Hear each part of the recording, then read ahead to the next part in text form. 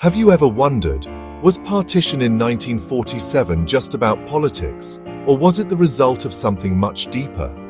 The truth is, partition wasn't an overnight event. It was the outcome of decades of conflicting discourses between communities, and the British playing divide and rule only poured fuel onto an already growing fire.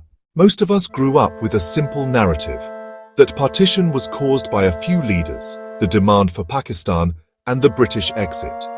But as the author Sai Deepak explains in his book India, Bharat and Pakistan, the real story is far more complex. Partition was not just about land, it was about two very different civilizational visions for the subcontinent. For centuries, Bharat had existed as a civilization bound by traditions of Sanatan Dharma, diverse yet united in cultural roots. But with the arrival of Islamic rule, and later the British, new identities and political and cultural discourses emerged.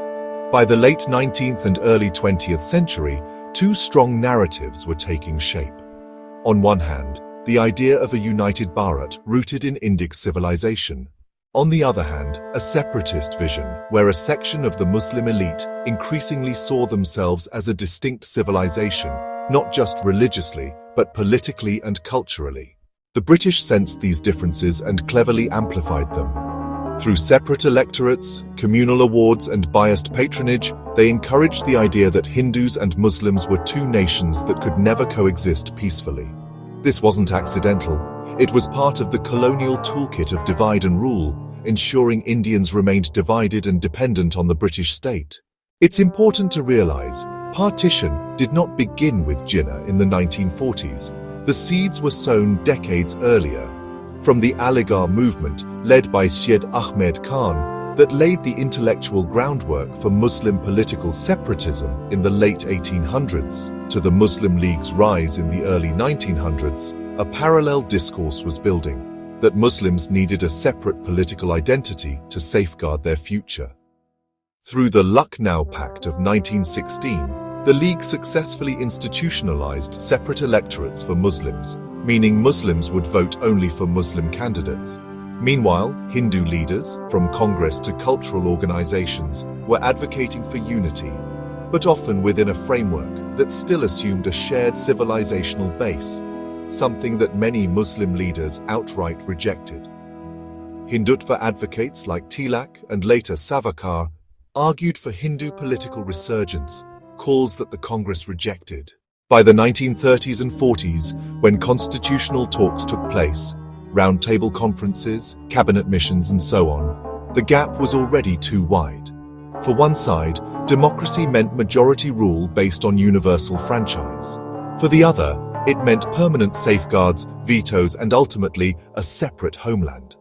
Muslim discourse, shaped by centuries of Islamic political sovereignty, saw itself as a separate ummah, never just another group within a broader Indic framework. The British conveniently stepped back, letting Indians fight it out, while ensuring their own interests were protected during withdrawal. So here's the uncomfortable truth.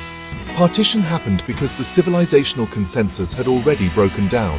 It wasn't just about Nehru, Jinnah, or Mountbatten. It was about two discourses that had been developing for decades, if not centuries. And by 1947, they were simply irreconcilable.